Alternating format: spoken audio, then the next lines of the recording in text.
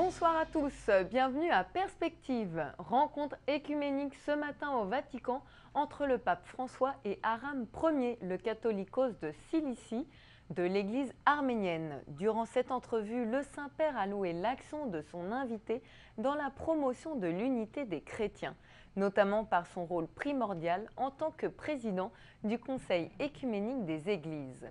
Un conseil qui apporte un grand soutien aux communautés chrétiennes du Moyen-Orient. Durant cette rencontre, le souverain pontife a renouvelé son appel à l'unité des églises, un message lancé depuis la basilique du Saint-Sépulcre lors de son voyage en Terre Sainte. Ce matin, le pape participait à la rencontre mondiale de la pastorale des gens du voyage sur le thème « L'Église et les Roms, annoncer l'Évangile dans les périphéries ». Cette rencontre a pour but de mettre en place de nouvelles approches pour la pastorale des Tziganes et Roms. Le pape appelle les institutions publiques à lutter contre l'exclusion et la précarité de ce peuple marginalisé. À tous ceux qui œuvrent en faveur des Tziganes, le pape demande d'être tel le visage accueillant et joyeux de l'Église. Souvent, les Tziganes se trouvent en marge de la société et parfois sont perçus avec hostilité et suspicion. Mais il est aussi certain que le peuple tzigane est appelé à contribuer au bien commun et cela est possible par des itinéraires de co-responsabilité adaptés dans l'observance des devoirs et dans la promotion des droits de chacun. En ce qui concerne la situation des Tziganes dans le monde entier, il est aujourd'hui plus que jamais nécessaire d'élaborer de nouvelles approches dans le cadre civil, culturel et social, comme aussi dans la stratégie pastorale de l'Église, pour faire face aux défis qui naissent de formes modernes de persécution, d'oppression et parfois aussi d'esclavage. Tous les yeux sont désormais rivés sur Rome dans l'attente de la rencontre de prière pour la paix entre les présidents israéliens et palestiniens. Ce sera dimanche, jour de la Pentecôte, en fin d'après-midi.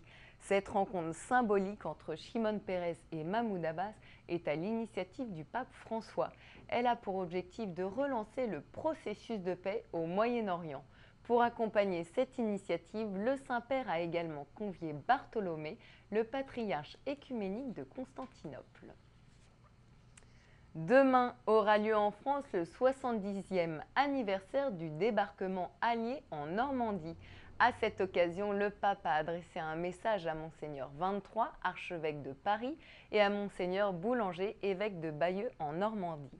Dans son message, le Saint-Père rend hommage à ces soldats étrangers venus libérer la France occupée par le régime nazi.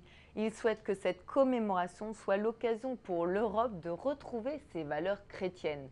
Il rappelle aussi que l'exclusion de Dieu dans la vie des hommes et des sociétés ne peut qu'entraîner mort et souffrance. Direction maintenant la Birmanie, où le 30 juin prochain sera discutée devant le Parlement une loi anti-conversion. Cette date marque aussi la fin d'un an de campagne de haine visant la suprématie du bouddhisme au détriment de toute autre religion. Selon l'archevêque de Rangoon, c'est une véritable violation des droits de l'homme. Avec Charles Bourgeois, nous revenons sur ce projet de loi controversé. La liberté religieuse en Birmanie pourrait bien signer son arrêt de mort. Le gouvernement birman souhaite encadrer strictement toute conversion d'un bouddhiste à une autre religion. Une mesure qui vise à protéger la race et la religion birmane, c'est ce qu'avance le mouvement 969, un mouvement nationaliste pour qui le bouddhisme est menacé par la croissance des musulmans venus du Bangladesh. Le mouvement 969 lançait l'année dernière une pétition en faveur de ce projet de loi. Elle a récolté plus d'1,3 million de signatures. S'il est validé, alors la conversion d'un bouddhiste à une autre religion se fera dans un cadre très précis et avec des règles très strictes.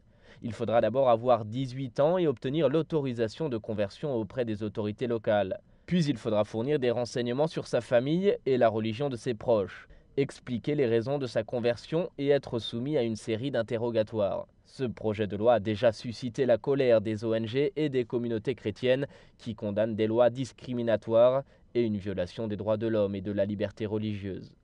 D'autres projets sont en cours. En cas de mariage interreligieux, le futur époux ou la future épouse pourrait être obligé de se convertir au bouddhisme.